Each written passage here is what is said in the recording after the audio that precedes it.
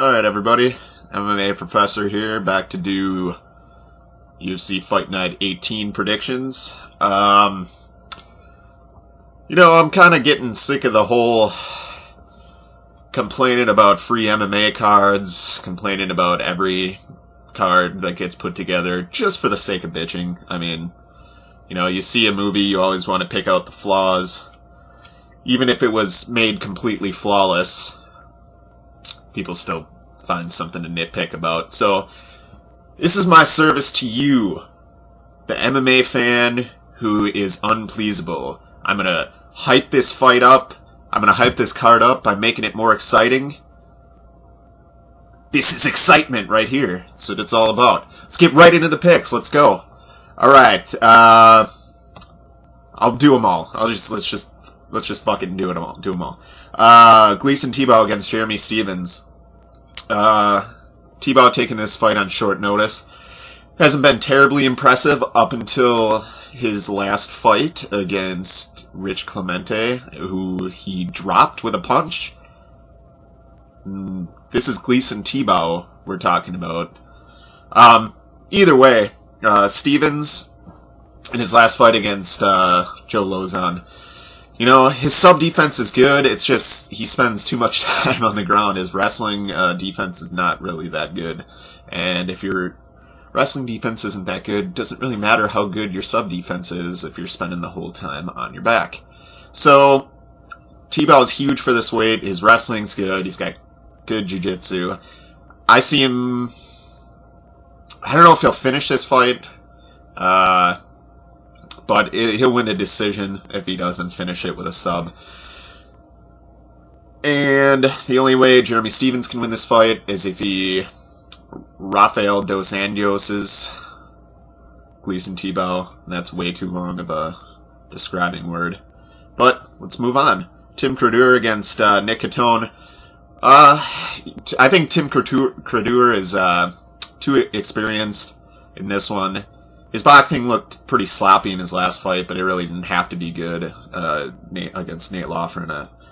So, yeah, Catone, he's good, probably. I know he's comes from a wrestling background. His jiu-jitsu is pretty good. Credeur is going to win this, though, by sub in the second round. Alright, here we go. Here's possibly an upset. We'll see. I don't know if it's considered an upset. That's the only reason I say that. Nisan Osternik coming over from the WEC. First fight in the UFC against Jorge El Conquistador Rivera. Yeah, Rivera, last, 6 fights, he's fought a lot of tough guys. Last 6 fights or so, he's went back and forth with KOing people and getting TKO'd. He's got a deficiency on the ground, and I think Nisan Osternik is going to exploit it, and it's going to end up there, and Osternik, yeah, by sub. I don't pick third round stoppages much, but maybe in the third, but second. Rob Kimmins against Joe Vetipo. Rob Kimmins is too good on the ground. I know he's kind of undersized for this weight class, but, Vetipo didn't look, who the hell did Vetipo face? He has had one fight, I know, in the UFC. Oh, he got KO'd by Alessio Sakara. So that must have been at 185, and they're fighting at 170, because I think Kimmins is oh yeah, that's right, Kimmins is a middleweight.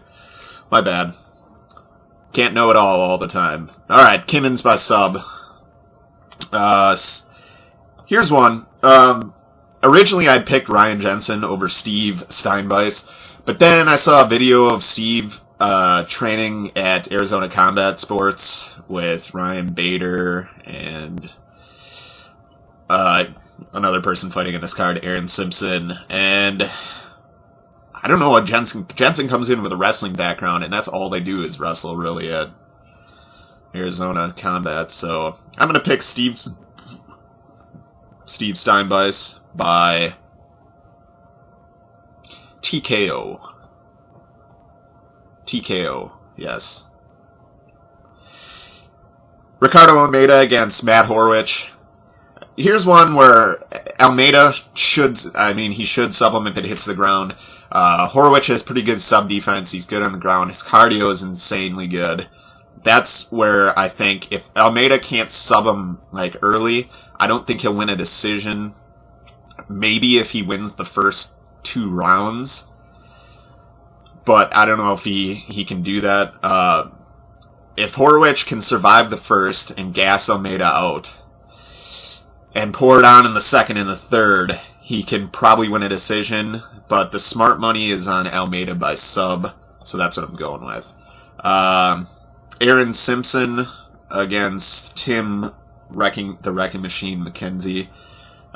Aaron Simpson, like I said, Arizona Combat Sports. It's pretty freaking hilarious, too. The video he made recently with Ryan Bader was pretty good.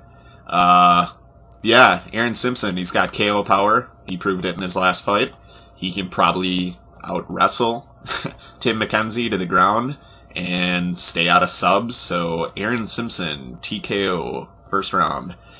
Brock Larson against Jesse Sanders. Brock Larson, TKO, first round.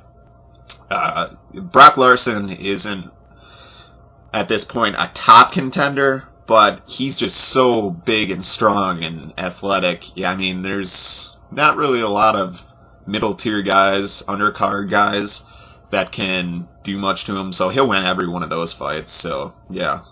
Ryan Bader, Carmelo Marrero. Essentially, I guess Marrero, if you were to compare it, would be pretty close to what Bader's style is, and Bader's bigger, stronger, hits with more power. Bader is going to win this fight by a KO. Martin Kampmann against Carlos Condit. This is going to be a fucking awesome fight. Okay. Condit's a good fighter. He's good jiu-jitsu, pretty good striking, pretty good Muay Thai. He's real lanky, so he's good off his back. He's good at throwing up triangles and arm bars. Martin Kampmann, he doesn't have a lot of, like, power, like one-punch knockout power or kick power. He's just a really good technical striker, throws a lot of combinations together, and eventually the damage that it causes down the line. So, anyways, if Condit can, I think, bull rush him, kind of like Marquardt did against Kampmann, I would say that he could win. Although, I mean, Kampmann beat Talaslitis at 185. Now he's challenging for the title, so that's a different story altogether. We had to beat them to death with their own shoes. I don't know. That line just came to my head. Alright. Kampmann, judges, unanimous decision. Tyson Griffin, Dos Anjos. I don't think there's anything Dos Anjos can do. He's not going to outpace Tyson Griffin. I don't think he's going to be able to sub him. He's not going to outstrike him. Tyson Griffin's going to win the boxing match. Maybe take him down and get some points, work a little ground and pound. Maybe even just stand back up when he's in his guard. I don't know. Tyson Griffin, UD. Cole Miller against Junie Browning. Junie looked really, really good in his last fight. I mean, you have to take that with a grain of salt. I mean, he was fighting Dave Kaplan, so, you know, Kaplan's not exactly a world-class fighter. Not fighter bashing or anything, but let's be honest with ourselves. Cole Miller, good jiu-jitsu, good off his back, pretty good cardio, okay on his feet. Eventually it's going to go to the ground. I think Cole Miller can outwork him any day of the week on the ground, and I think he's going to sub Junie. I mean, Junie was getting subbed on. I mean, he trains at Extreme Couture now, so things might be different. So, we'll see how good his sub defense is, I guess. Cole Miller, sub, second round. Waiting for Junie to impress me. So, those weren't in the exact order that they're going to go in, because I hope to God Junie Browning would not main event this. So anyways, I will be on to do... I can't think of what I'm going to do right now. So, later. Stay metal.